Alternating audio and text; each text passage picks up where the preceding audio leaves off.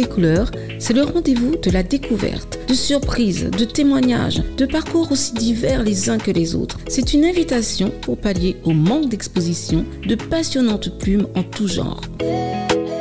Lire de toutes les couleurs, c'est une fenêtre ouverte sur l'échange de ma passion du livre avec toi, lui, elle.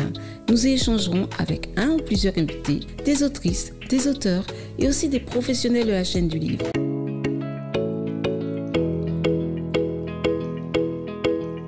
Et si le cinéma était un territoire en mouvement, une quête d'espace, de temps de liberté?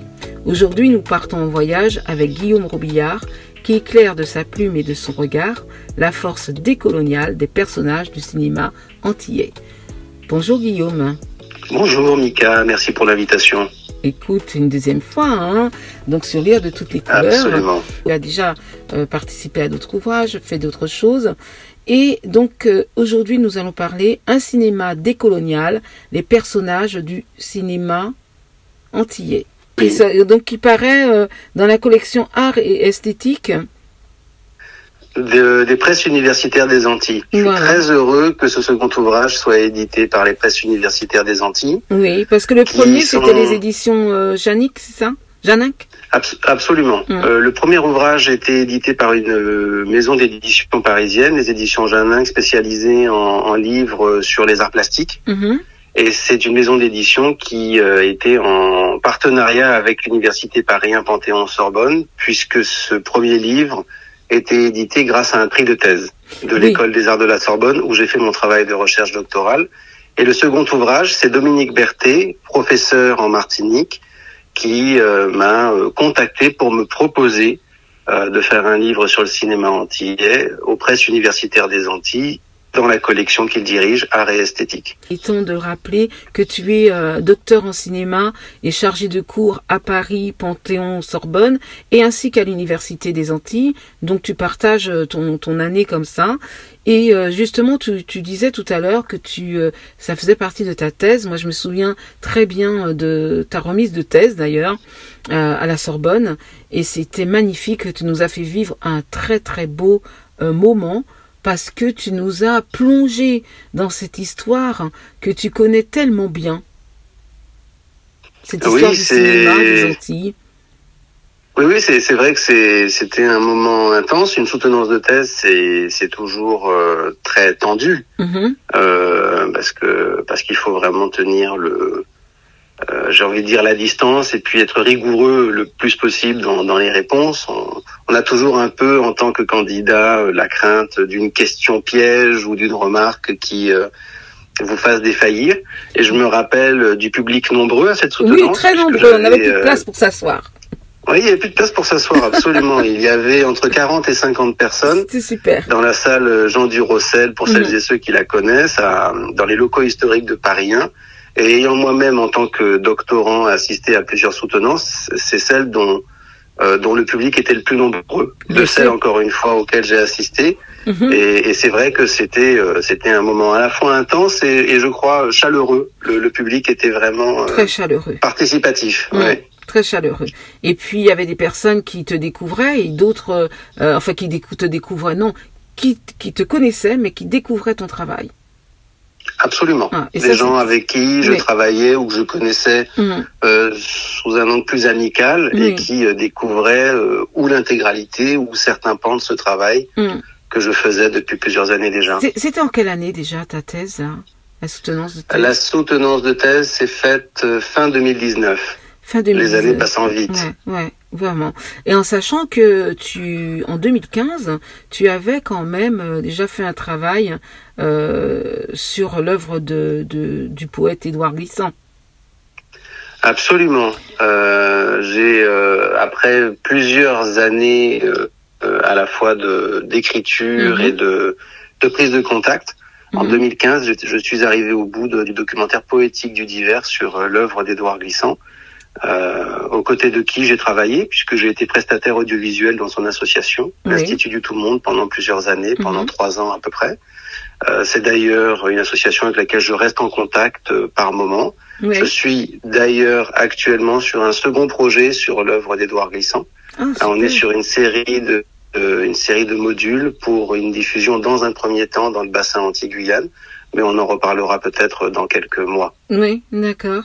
Ben oui, j'ai envie de te dire là justement, je peux changer en échangeant avec l'autre sans me perdre ni me dénaturer. Qui a dit ça? Édouard Glissant, précisément. Je ne te piège pas. Oui, c'est formidable ça. C'est quelque chose. Oui. Tu connais quasiment toutes les citations d'Édouard Glissant. Non, je n'ai pas prétention à toutes les connaître. C'est quand même une œuvre très riche et très exigeante, mais c'est vrai que cette citation de Glissant fait partie, on va dire, des points clés de sa pensée sur les dernières années de son écriture. Oui, et tu la cites d'ailleurs. Et je la cite d'ailleurs, oui, tout à fait. Tout à fait. Écoute, on revient un petit peu quand même sur ton parcours. Tu es né en Guadeloupe il y a déjà quelques années. Tu es de parents métropolitains. Oui, comme on dit, oui. Oui, comme on dit, si on peut le dire d'ailleurs. On ne sait plus. Oui, pas de problème en ce qui me concerne. Oui, moi non plus. Et tu as donc vécu toute ton enfance là-bas. Tu es complètement imprégné. Tu es un Guadeloupéen. Là, c'est ainsi que je le vis et que je le ressens. Oui, effectivement, naissance, enfance, adolescence, un petit peu d'études supérieures en Guadeloupe, et tout ça dans un vécu continu qui va impliquer le fait que on peut prendre plusieurs mots, mais que je baigne pleinement dans cette réalité locale et qu'au cours de l'adolescence, j'ai à un moment donné, de manière très nette, le sentiment d'appartenir à cette réalité. Oui.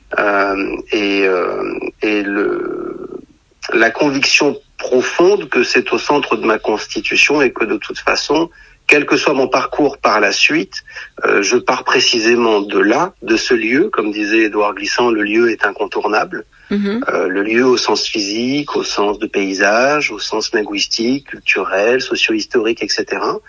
Et je sais dès l'adolescence qu'un certain nombre de mes projets, de toute façon, vont partir de cette réalité caribéenne première. Oui, parce que ça te tient au cœur, c'est dans ton cœur. Ah, c'est tout à fait dans mon cœur, c'est tout au fond de ma chair. Oui, c'est ça, c'est vraiment... Et là, on le voit encore plus, pour les personnes qui te découvrent, et pour celles aussi qui te connaissent comme moi.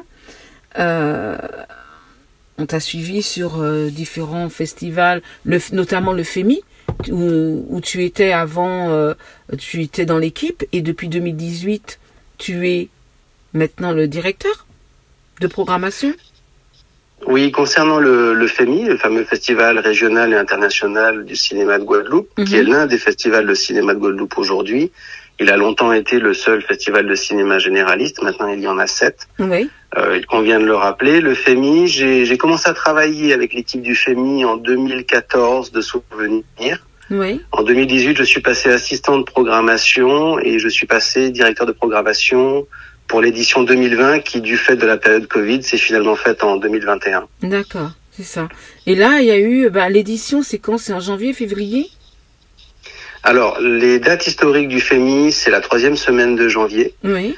Mais il est vrai que ces dernières années, pour différentes raisons d'organisation interne ou de moyens dont on disposait, ça a pu bouger.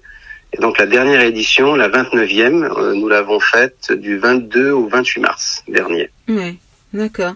Et comment t'es venue cette envie de cinéma, déjà à la base, de rentrer dans la filière cinéma? On est étudiant, il y a plein de choses, parce qu'en plus on dit que tu es guadeloupéen tellement du cœur, t'aurais pu avoir des envies, je sais pas, de musique, de plein d'autres choses.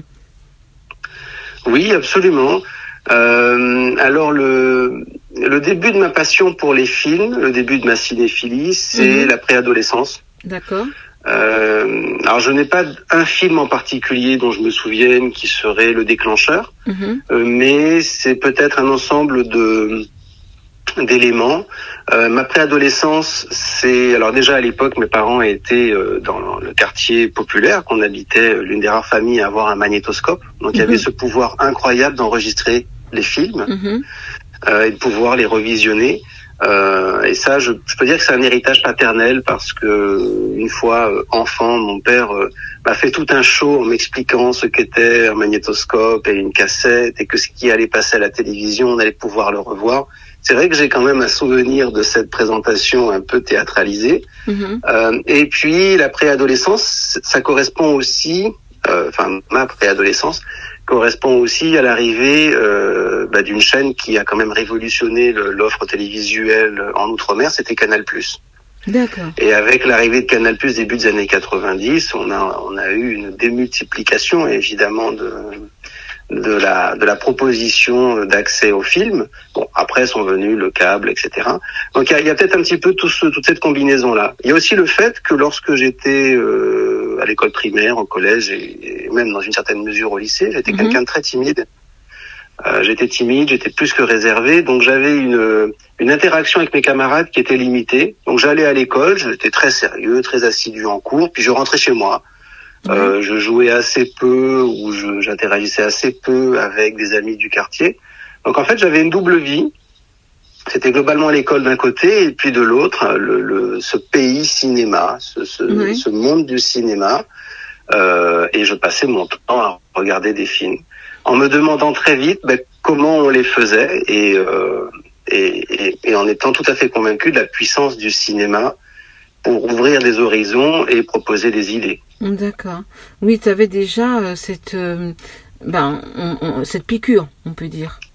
Ah, tout à fait. Et puis alors, aujourd'hui, tu es chercheur, parce que tu es doctorant.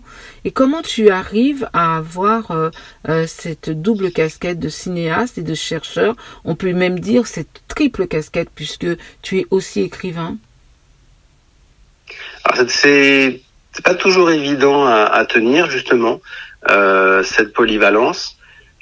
Moi, à la base, donc j'ai commencé je suis monté à Paris il y a une vingtaine d'années pour faire une école de cinéma, une des écoles privées, l'ESSEC.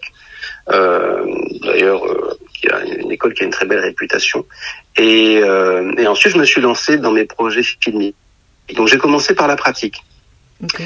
Mais par la suite, je me suis rattaché au système universitaire. C'est ce qui fait que j'ai validé un master et qu'après, je vais me lancer dans cette aventure doctorale parce que je trouvais que l'enseignement que j'avais eu en école de cinéma, et je ne parle pas pour cette école en particulier, et ça se vérifie pour quasiment toutes, était pratique et riche, mais que ça manquait un peu de ce qu'on appelle la théorie du cinéma. La théorie du cinéma, ce n'est pas du tout abstrait, comme on parlerait de Nietzsche ou de Heidegger ou de Sartre, etc.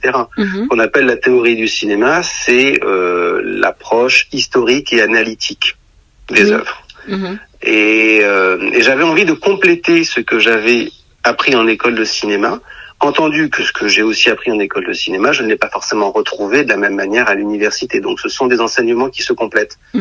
Et pour revenir à la question d'une forme d'équilibre entre ces différentes activités, c'est assez difficile parce que bien que j'ai fait un documentaire sur l'œuvre d'Édouard Glissant, avec la plupart des grands noms de la littérature antillaise encore vivants. Alors il y a quelques années, c'était Ernest Pépin qui est toujours parmi nous bien sûr, mais Maryse Condé par exemple qui s'en est allée, etc.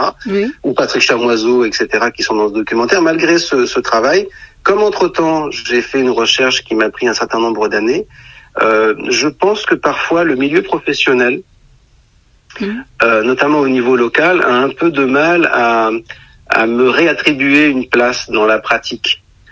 J'ai finalement, malgré moi, acquis une forme de réputation justement de chercheur ou une forme d'historien de ce cinéma antillais. Et il faut que je fasse de nouveau valoir cette double casquette.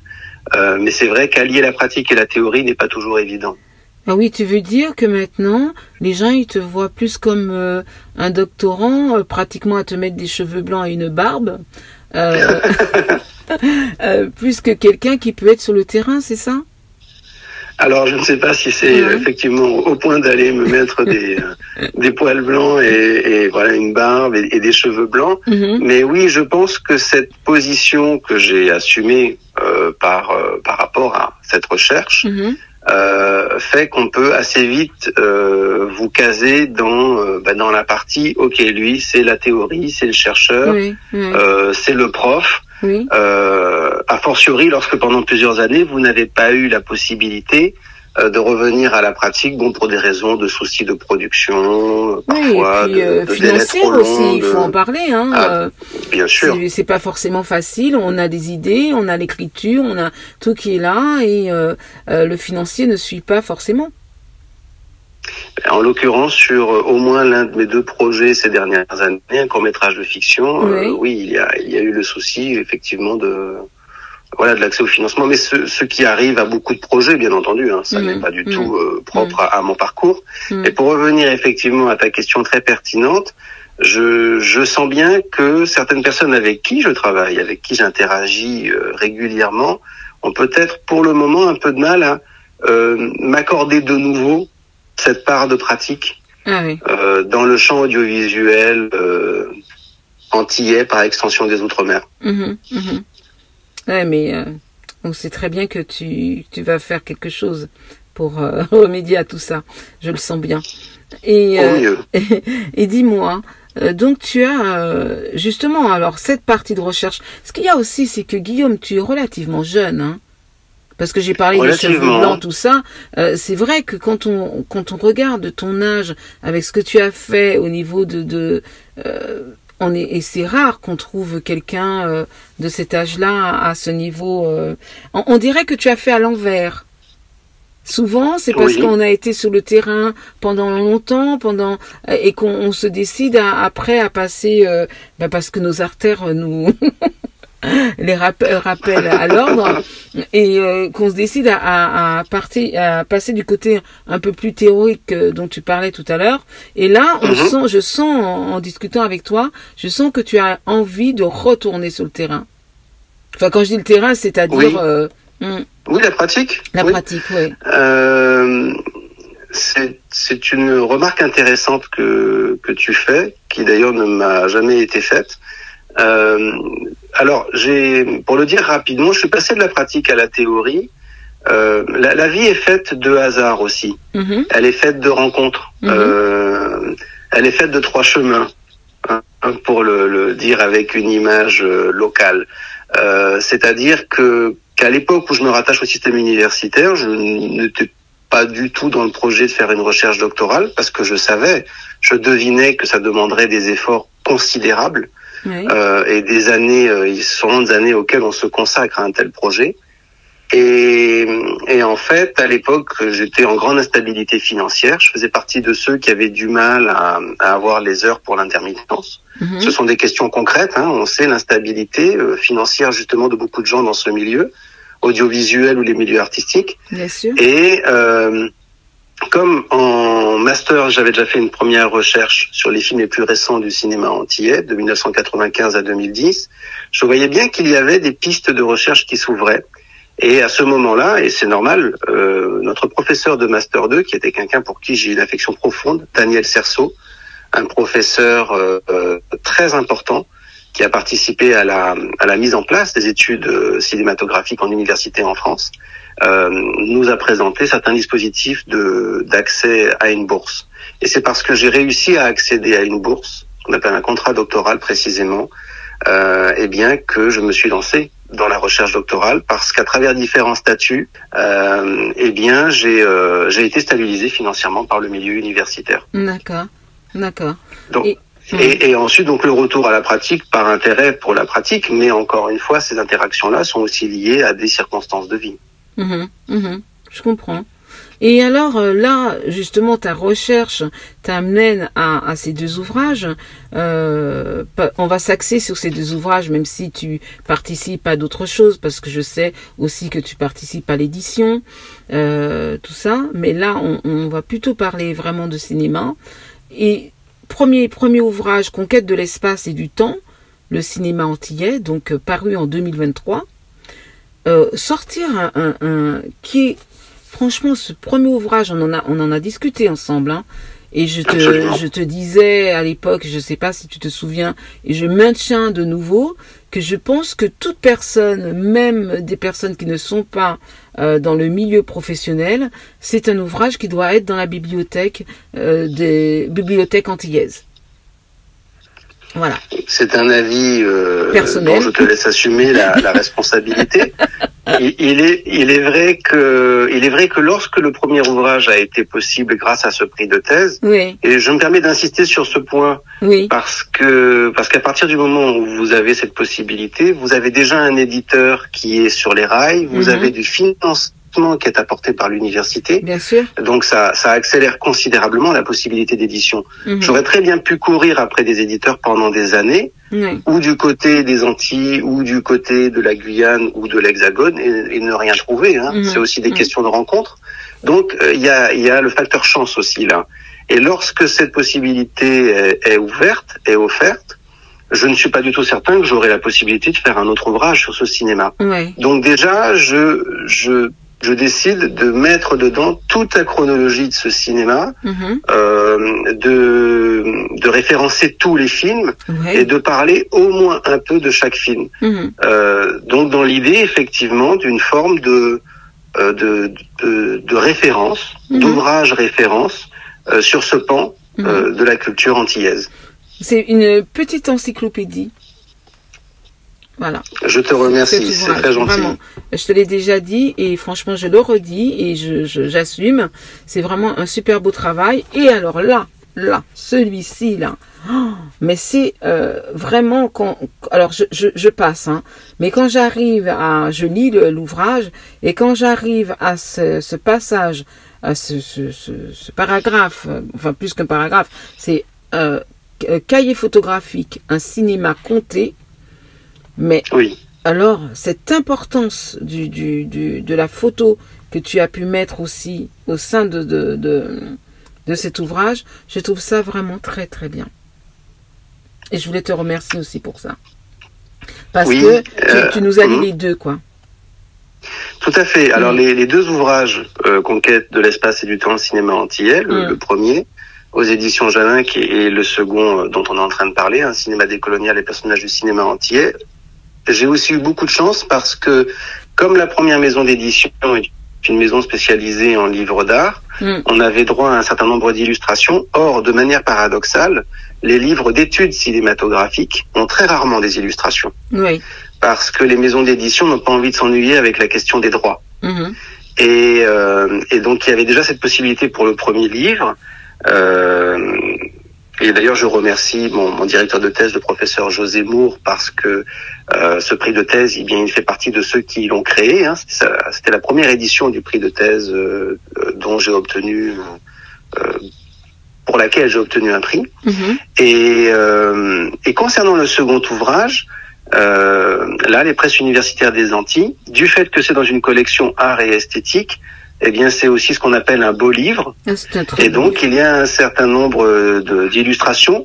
Et je m'étais basé, lors de la rédaction de mon ouvrage, je me suis basé sur un livre qui avait déjà été édité donc dans cette collection, qui est d'ailleurs un livre sur les ateliers d'artistes en Martinique et à Cuba. Et j'avais compté le nombre, qui s'appelle précisément Atelier d'artistes en Martinique et à Cuba, si mes souvenirs sont bons.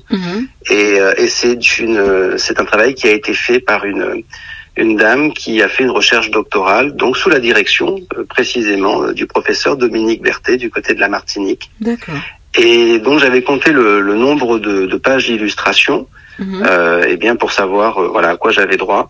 Et effectivement, il y en a plus encore que dans le premier livre. Oui.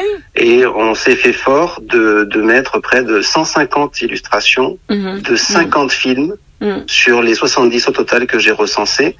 Et ça m'importait beaucoup parce que c'est une manière de donner corps à certains films qui ne sont pas accessibles. C'est-à-dire que là, vous avez au moins une image, une photo, mais ce sont des films auxquels aujourd'hui vous n'avez pas de possibilité d'accès. En tant que grand public, j'entends.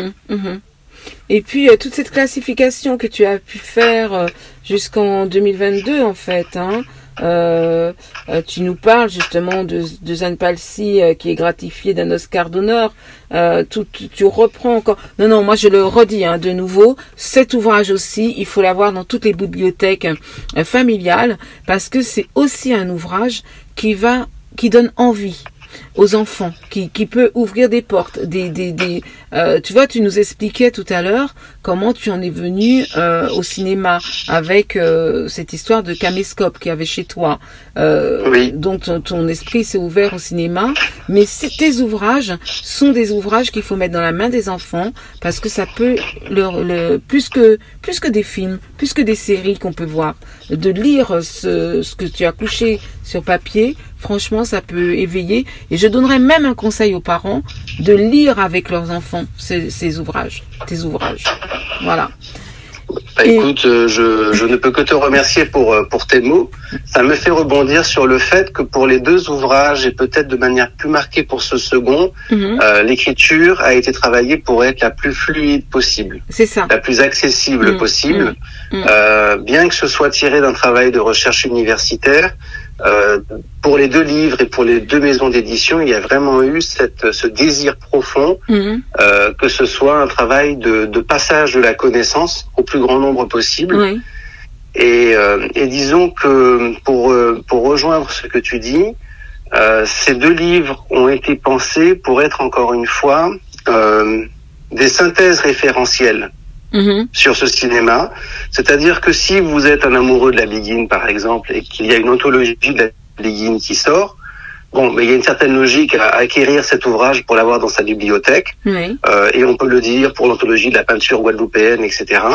Et ces ouvrages du côté du cinéma entier ont été pensés dans la même logique. C'est-à-dire que ce soit, encore une fois, la synthèse référentielle de l'intégralité de ce cinéma. Et si on est intéressé par ce pan de sa culture locale, eh bien, ce livre a été pensé dans cette logique encyclopédique, entre guillemets, comme tu l'as dit. Mais justement, tu m'as devancé un petit peu parce que je voulais te demander comment tu as pensé l'évolution entre tes deux ouvrages, entre Conquête de l'espace et du temps et un cinéma décolonial. Comment t'es venue la pensée parce que ce n'est pas simple de se dire je vais écrire deux ouvrages sur le cinéma. Oui, effectivement. Alors, tout d'abord, la thèse que j'ai faite est assez volumineuse pour une thèse de nos jours. Oui. C'est une thèse de près de 600 pages. Alors, je rappelle que dans l'ancien système, entre guillemets, des recherches doctorales, souvent les gens faisaient des thèses de 700, 800, 900 pages. Et puis le système a un peu changé depuis d'ailleurs la période où j'ai commencé à être doctorant, donc aux alentours de 2012. Et aujourd'hui, on demande des thèses faites plus rapidement et qui ont un volume moyen en fonction des disciplines. Mais là, en cinéma, d'à peu près 300 pages. Donc on va dire que ça va dans l'air du temps. Ouais.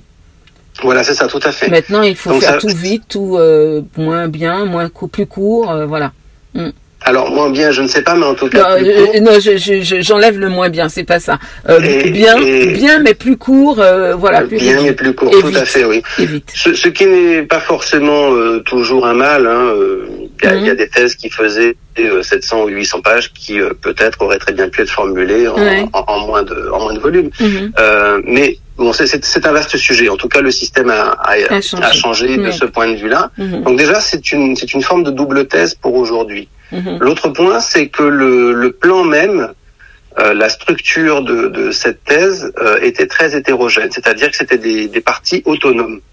Ce qui fait que lorsque j'obtiens le prix de thèse, je l'obtiens pour traiter globalement la troisième grande partie des trois parties de ma thèse. Et sans trop toucher aux deux premières parties, la première étant globalement sur les liens entre littérature antillaise et cinéma antillais, et également musique antillaise et cinéma antillais. Et la deuxième grande partie étant sur les personnages. Et lorsque cette possibilité de second ouvrage par le professeur Dominique Berthet m'est faite, tout de suite, je lui réponds positivement et je lui dis, il n'y a pas de problème, j'ai de la matière. Alors il m'avait proposé, c'était une autre possibilité, de faire une forme d'anthologie, pour le dire rapidement, d'articles déjà publiés. D'accord. Mais là, je me dis, non, c'est l'occasion d'utiliser cette matière non exploitée autour des personnages du cinéma antillais et des liens entre littérature antillaise, musique antillaise d'un côté et cinéma antillais de l'autre. Et donc c'est ce qui fait que j'ai eu assez de matière pour un second ouvrage. L'autre aspect aussi, c'est qu'entre entre ma soutenance de thèse et donc l'été dernier, il y a eu une dizaine de longs métrages de fiction faits par des réalisateurs antillais qui sont sortis. Et je me suis fait fort, de les analyser et de les inclure et d'actualiser encore une fois la banque de données. D'accord. Pour qu'on ait vraiment, encore une fois, un ouvrage qui cite et qui analyse tous les longs métrages de fiction faits par des réalisatrices ou réalisateurs de Guadeloupe ou de Martinique. Et pourquoi as-tu souhaité t'intéresser particulièrement à la dimension décoloniale dans le cinéma ? Alors la dimension décoloniale dans le cinéma, elle circule en filigrane dans l'analyse que j'ai faite. Déjà en période doctorale, mais à l'époque je n'ai pas utilisé le terme. Je n'ai été ni vers le post-colonial ni vers le décolonial. Parce que le décolonial était, il y a quelques années, tout juste moins présent dans une discussion universitaire ou dans l'espace public. Et le post-colonial était dans une phase où il était fortement critiqué. On entre dans des questions de positionnement conceptuel. Ce qui fait que je n'ai que très peu utilisé chacun des deux termes.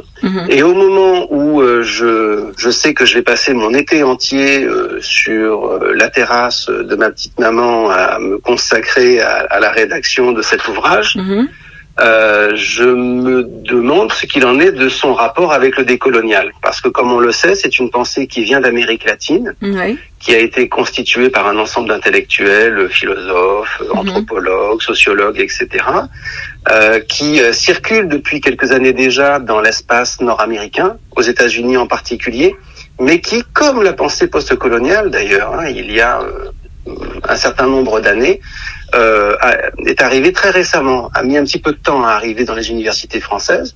Et d'ailleurs, encore aujourd'hui, quand on va sur un site marchand et qu'on cherche des références sur le décolonial, des références en langue française, on a un nombre très limité d'ouvrages. On en a alors justement, moins de 10 encore aujourd'hui, ce qui dit bien quand même que c'est une pensée qui a du mal à se faire entendre dans l'espace français, par extension francophone. Et en plus, c'est très discuté. Mais pour aller au bout de ma réponse à ta question, je me suis rendu compte que le discours des personnages principaux de ce cinéma, rejoint le sentiment décolonial, ou la formulation de la pensée décoloniale telle qu'elle est faite du côté de l'Amérique latine, qui parfois inclut d'ailleurs l'espace caribéen dans son analyse. Pour toi, quel est en exemple, quels sont on va dire les 2-3 films les plus marquants où les personnages incarnent oui, ce sentiment décolonial. Alors je dirais que est-ce que tu as en tête Oui, bien sûr, bien sûr. Ce sentiment décolonial, déjà de un, il est formulé dès les premiers films, et ensuite il va continuer à courir dans ce cinéma de manière, je dirais, frontale, centrale, pour ainsi dire, pendant près de 30 ans. Il est vrai que depuis une quinzaine d'années à peu près, depuis 2010 à peu près, avec l'arrivée d'une nouvelle génération de réalisateurs, on peut citer Julien Dalle d'un côté et Mariette Montpierre de l'autre, qui font leur premier long métrage de fiction, on va vers un cinéma qui traite moins frontalement des questions liées au passé colonial ou esclavagiste. Mais ce sentiment décolonial, globalement, c'est l'idée c'est le constat que les personnages ont l'impression que tout n'a pas tout à fait changé, qu'il y a des éléments du passé qui arrivent jusqu'à nous, passé esclavagiste ou colonial par extension, qui arrivent jusqu'à nous et qu'il y aurait des éléments de continuité avec ce passé esclavagiste ou colonial. C'est ce qui fait se rejoindre, j'ai envie de dire, d'un côté, le sentiment des personnages de ce cinéma. Par exemple, certains d'entre eux disent, on pourrait le juger de manière peut-être un petit peu catégorique, ils disent assez souvent, rien n'a changé. Oui. Et ce sentiment partagé par beaucoup de personnages de ce cinéma rejoint la formulation de la pensée décoloniale du côté de l'Amérique latine. L'autre aspect, c'est au niveau formel, et on en revient au premier ouvrage. Dans le premier ouvrage, j'avais établi certaines spécificités du temps dans le cinéma antillais, comme s'il y avait un temps antillais spécifique. Et je ne vais pas trop en parler, puisque l'idée c'est aussi de découvrir les livres et de se laisser porter par le développement de la démonstration et des idées. Mais dans beaucoup de films, au moins un tiers d'entre eux, le temps est circulaire ou spiralique. Et si le temps est circulaire ou spiralique dans la construction narrative, eh bien, ça veut dire qu'il n'est pas linéaire au sens où il avancerait en ligne droite, comme on se représente une frise chronologique du temps occidental. Et ça veut dire que le temps ne passe pas tout à fait. Et si le temps ne passe pas tout à fait, et on peut rejoindre là d'ailleurs la pensée de Frantz Fanon, je me permets de le citer, puisqu'actuellement il y a le film Fanon de Jean-Claude Barny sur cet immense intellectuel. Oui, j'allais y venir justement. Eh bien, il y a cette idée, comme dans la pensée de Fanon, eh bien, qu'il y a l'image que j'ai, c'est quelque chose qui reste en travers de la gorge. Donc, le passé n'est pas tout à fait passé.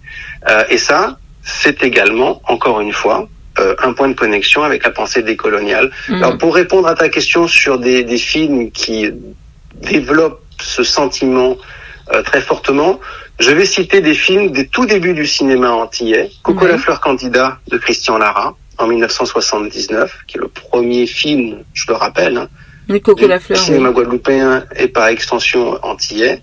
Le sang du flamboyant de François Mija, qui est un cas un petit peu à part entre guillemets, parce que le réalisateur est un métropolitain entre guillemets, comme il se dit, mais qui s'était durablement installé en Martinique à l'invitation d'Aimé Césaire pour y développer la première formation en audiovisuel du bassin antilles-Guyane. Donc le sang du flamboyant. Et le troisième, c'est Recasnègre de Zane Palsy, bien entendu. Oui, qui marque Lion d'argent à Venise, etc. Et bien ces trois films-là mettent en scène de manière frontale ce sentiment décolonial des personnages de ce cinéma. Lorsque je te pose cette question, c'est aussi parce que j'ai personnellement envie, par mon côté professionnel, amener on va dire, dans la pensée des gens, du grand public, que nous avons certaines touches à avoir, à garder dans nos bibliothèques. Je parlais de tes ouvrages et ce genre de film aussi, pour garder nos mémoires. Absolument. Pour garder nos mémoires. Tu vois, nous sommes là, on rentre dans le mois des mémoires depuis samedi, parce que, depuis le 28, parce que c'était le décret, la signature du décret de l'abolition de l'esclavage.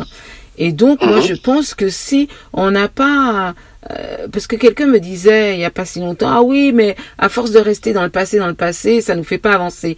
Et moi, je dis non, au contraire, c'est par connaissance de mon passé et de l'histoire de mes ancêtres que j'avance. Donc, je pense qu'on doit amener des touches comme ça à nos gamins. Et autant les enfants antillais ou pas antillais. Oui, absolument. Alors, la question que tu poses, c'est un grand débat. Il y a des gens qui vont avoir la première position, d'autres qui vont avoir la deuxième. Et il est évident que concernant ce qu'on appelle la pensée antillaise, véhiculée par la dite littérature antillaise, la position d'intellectuels comme Frantz Fanon, Aimé Césaire auparavant, Édouard Glissant par la suite, ou les auteurs de la créolité dans la foulée, Patrick Chamoiseau, Raphaël Confiant, Jean Bernabé, etc., ou Marie Scondé du côté de la Guadeloupe, Ernest Pépin, tout ça, c'est de dire non, ce passé, il nous faut le regarder et il nous faut le comprendre pour savoir à partir d'où nous avons été construits. Et donc, sachant mieux qui on est, pour le dire rapidement, on saura mieux où on va, ou bien où on peut aller. Et pour revenir sur la question de la mémoire, l'existence de ces films, le fait qu'on les rende de nouveau accessibles, parce qu'il y a eu plusieurs restaurations qui ont été faites ces dernières années, comme les livres que j'ai écrits, mais ils auraient pu être écrits par quelqu'un d'autre. Vous savez, après, il y a aussi les hasards de la vie, sont faits pour qu'il y ait une présence matérielle concrète de cette réalité, du passé, de l'histoire et de la mémoire antillaise. Oui, complètement. Et puis il y a aussi, parce que là on parle du cinéma comment ça s'appelle, antillais, mais il y a aussi le cinéma noir. Donc, alors est-ce que ce genre tu pourrais avoir un jour envie aussi d'écrire sur ça? Oui, c'est possible. C'est possible parce qu'effectivement, le cinéma entier fait partie des cinémas noirs dans le monde. Je sais qu'il y a eu, il y a quelques années, au moins une table ronde entre professionnels en Guadeloupe ou en Martinique pour savoir si le cinéma antillais serait black cinéma au sens où on entend pour le cinéma noir américain. Je suis, en ce qui me concerne, convaincu, d'ailleurs j'en parle dans la dernière partie du livre. Tout à fait, c'est pour ça que... les points de connexion entre ce cinéma antillais et d'autres cinémas caribéens, des cinémas africains, d'Afrique subsaharienne ou le cinéma noir américain. Pour moi, il y a à la fois des points de connexion et des points d'écart. D'ailleurs, c'est une approche très glissantienne. Ce sont des cinémas qui sont en relation, mais qui sont en relation ne veut pas dire qu'ils soient les mêmes. Et le fait qu'ils soient différents ne veut pas dire qu'il n'ait pas de point de connexion. Ils sont vraiment en relation au sens où Édouard Glissant le proposait. Et oui, il est tout à fait possible que j'écrive sur ces cinémas dans les années à venir. Il est vrai qu'à l'instant où nous parlons, je n'ai pas encore défini de nouvelles directions de recherche, mais c'est une des possibilités à considérer. Oui, merci de ta réponse. Et aussi parce que on voit bien l'évolution ces derniers mois. On a différents films qui sortent sur les grands écrans, donc qui peuvent aussi interpeller. Et c'est une manière de dire il peut y avoir des connexions. Comment d'après toi, quelle est la place actuelle du cinéma antillais dans le monde francophone et au-delà justement? C'est une vaste question. Je pense que ce qu'on peut dire avec l'actualité, il est sorti il y a quelques semaines d'écart de Zion de Nelson Foy et de Fanon de Jean-Claude Barny. Et puis il y a peu de temps auparavant, le film Magma de Cyprien Vial, donc qui lui n'a pas de connexion directe avec les Antilles, mais qui a proposé un film sur un sujet très ancré dans la réalité guadeloupéenne. C'est-à-dire qu'il n'a pas fait un film où la Guadeloupe est seulement un décor, où la Guadeloupe constitue la réalité guadeloupéenne. Bon, le risque d'une éruption de la Soufrière constitue le cœur de l'intrigue. Il est vrai que cette actualité qui interpelle beaucoup de journalistes, dont toi, on l'a bien vu dans différents médias, appelle à nous demander si ce cinéma antillais ou de films sur les Antilles ne commencerait pas à intéresser un public plus large que celui qui avait été atteint jusque-là. Alors je rappelle quand même, on rappelle évidemment que Fricas Nègre à l'époque avait tout à fait interpellé un public au niveau international, que les films de Guy Deslauriers, ne l'oublions pas, L'exil du roi Béhanzin, Passage du milieu a eu qui est quand même un film sur la traite négrière, je le rappelle, avait reçu un prestigieux prix au festival de Sundance aux États-Unis.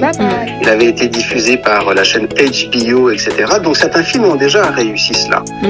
Et on ne va pas tous les citer. Nègre Marron de Jean-Claude Barny, bien entendu, avait eu une très belle sortie nationale hexagonale, comme en Outre-mer. Mais il est vrai qu'on n'avait pas encore peut-être créé une forme de continuité de cette possibilité. Et là, on peut se dire, on peut espérer, on a le droit d'espérer que cette combinaison-là de deux films entiers qui sortent à quelques semaines d'écart et qui interpellent un public au niveau national sont peut-être le début de la brisure d'un plafond de verre. Ou en tout cas d'une interaction qui était limitée avec un public qui n'a pas de lien direct avec les Outre-mer. Et puis c'est vrai, je pense, enfin, je dis c'est vrai, non, je pense que les derniers mois avant, en amont, on a eu des films qui ne parlaient pas forcément des Antilles, mais qui avaient une importance du noir, quoi, de la représentation du noir. Il y a eu Souleymane, il y a eu Ni chaîne ni maître. Tu vois, j'ai l'impression que là, bon, c'est mon impression, on va dire personnelle de loin et en écoutant un peu les retours des gens quand on fait des micro-trottoirs, j'ai l'impression que depuis 2024 là, et même un peu avant, parce qu'il y avait eu, alors qui n'est pas une histoire de aux Antilles ni quoi, mais de Jimmy Aporal, il y a eu les Rascals. Tout à fait. Oui, il y a également Les Rascals de Jimmy Laporal Trésor. Oui, voilà, absolument. Et je pense qu'il a commencé aussi, tout ça, je pense, est lié. Qu'en penses-tu, toi? Oui, absolument. Je pense que c'est lié. C'est un phénomène commun qu'il faut peut-être voir dans une vue d'ensemble plus large. En particulier du côté du cinéma américain, le succès planétaire de Black Panther, qui n'est pas anodin et qui lui-même est associé à des mouvements sociaux, en particulier du côté des États-Unis, le fameux Black Lives Matter. Je pense qu'il y a une dynamique entre plusieurs pans ou plusieurs mouvements au niveau sociétal et au niveau culturel, et peut-être que finalement on a un public qui n'était pas forcément sensible en premier lieu, ou qui pouvait peut-être être même un petit peu réticent à aller voir certains films avec des présences noires, au sens large du terme, a enfin été convaincu de l'intérêt et de la qualité de films dans lesquels il y a ce qu'on appelle aux États-Unis des black casts. Et peut-être que du côté de la France, avec des films comme Les Rascals de Jimmy Laporal Trésor, tu as bien fait de le citer, et plus récemment donc Fanon ou Zion et quelques autres, ou Michel Limêtre, on a enfin un public qui est plus à même d'entrer en interaction et en curiosité par rapport à ces films qui jusque-là étaient peut-être cantonnés à un certain public, une certaine entre guillemets communauté, même si c'est un terme que je n'aime pas beaucoup. Mais justement, toi, on a parlé là vite fait, tu nous parles des États-Unis, mais tu reviens des États-Unis parce que c'était pourquoi d'ailleurs? Oui, je reviens des États-Unis. C'était pour une journée de symposium sur Zen Palsy. Et ça a été organisé par l'université de Princeton. Donc c'est dire l'honneur universitaire qui a été fait à Zen Palsy. Et Princeton a organisé cette journée d'échange sur donc l'œuvre de cette cinéaste incontournable que nous connaissons très bien, dans le cadre de la 3e édition de leur French Film Festival.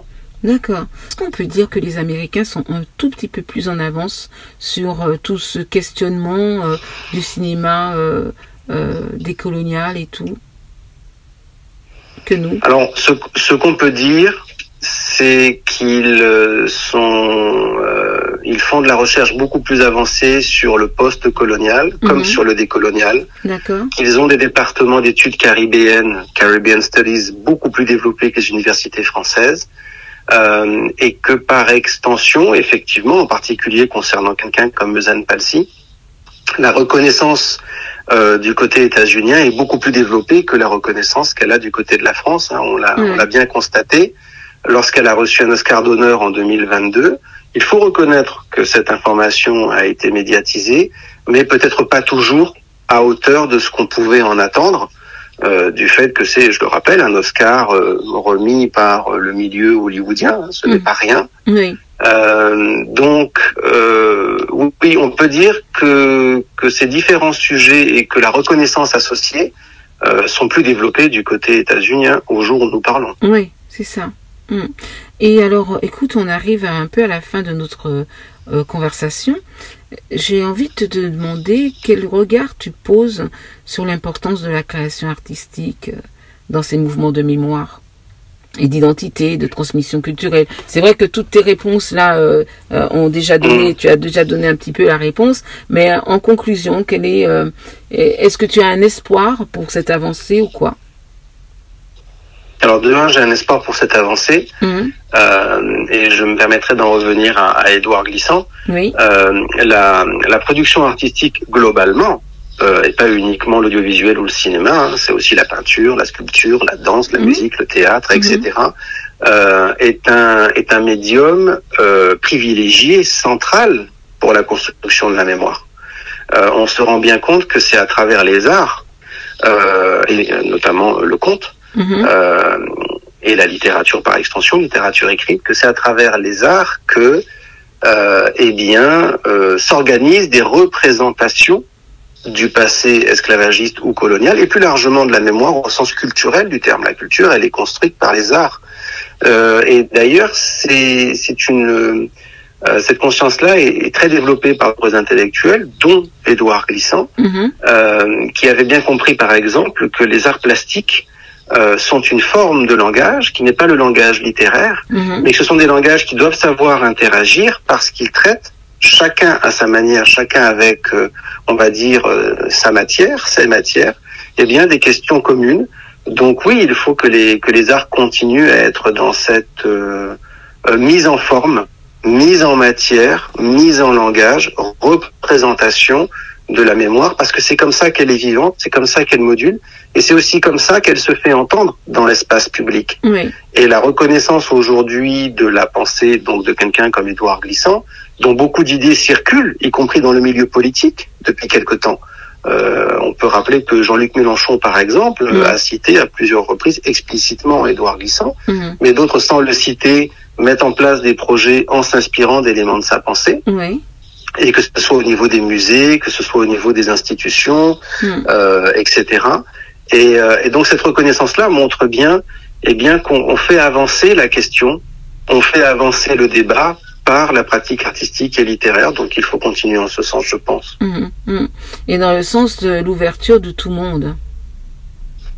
Dans le sens de l'ouverture de tout le monde. Comme il me semble que c'est absolument. Moi, il me semble que c'est la voie la plus ouverte, cette idée de à la fois de parler de choses qui sont spécifiques en étant connecté aux autres spécificités du monde, en étant connecté à cette totalité dans laquelle nous sommes aujourd'hui de toute façon. Parce que même si on voulait vivre un peu isolé dans un petit coin de terre, où qu'il soit, au fond d'un continent ou sur une petite île, de toute façon ces espaces aujourd'hui sont concernés directement aussi par la Russie, par la Chine, par l'Ukraine, par les États-Unis, etc., ou par des données culturelles qui viennent du Japon ou de la Polynésie. Donc de toute façon aujourd'hui, nous sommes dans le tout monde, chaque jour. Tout à fait. Écoute Guillaume, je te remercie. Donc notre rencontre autour de ton premier ouvrage du cinéma, on avait exploré la table des matières. Je ne sais pas si tu te souviens. Et voilà. Et cette fois-ci, j'ai voulu qu'on ait une conversation un petit peu plus sur tout ton ressenti par rapport au cinéma. Je te remercie pour toutes tes réponses. Et puis surtout. Merci à toi. Le souffle que tu nous donnes, qui relie ton amour du cinéma avec la mémoire et puis tout ce qui est l'antianité, tu vois, et le vivre ensemble. Voilà. Et ça, c'est super. Et bien, je te dis à bientôt de te retrouver avec plaisir sur les écrans. Avec plaisir. Alors là, j'en serais bien heureux. J'en serais bien heureux. Voilà. Mais écoute, et puis à bientôt. Et puis aussi, dans tes futurs livres. Et comme ça, on aura l'occasion de rediscuter sur Lire de toutes les couleurs. Avec grand plaisir. Merci encore à toi. Retrouvons-nous chaque semaine pour une nouvelle rencontre. Lire de toutes les couleurs. En belle Thibaut et surtout faites des bêtises. Ouvrez des livres. À la semaine prochaine. Bye bye.